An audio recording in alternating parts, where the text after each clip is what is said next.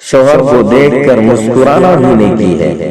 حدیث پاک میں ہے کہ جب کوئی بیوی اپنے خاوند کی طرف دیکھ کر مسکراتی ہے اور خاوند بیوی کی طرف دیکھ کر مسکراتا ہے تو اللہ تعالیٰ ان دونوں کو دیکھ کر مسکراتا ہے۔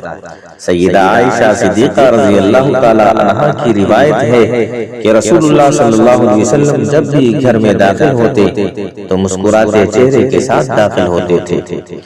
خاوندوں کو چاہیے کہ دفتر، دکان، کاروبار کے جھگڑے باہر ہی چھوڑ کر آیا کریں۔ جب گھر میں داخل ہوں تو مسکراہٹیں بکھیرتے ہوئے داخل ہوں۔ سنت رسول صلی اللہ علیہ وسلم کا ثواب بھی ملے گا اور جواب میں بیوی کی مسکراہٹ بھی ملے گی۔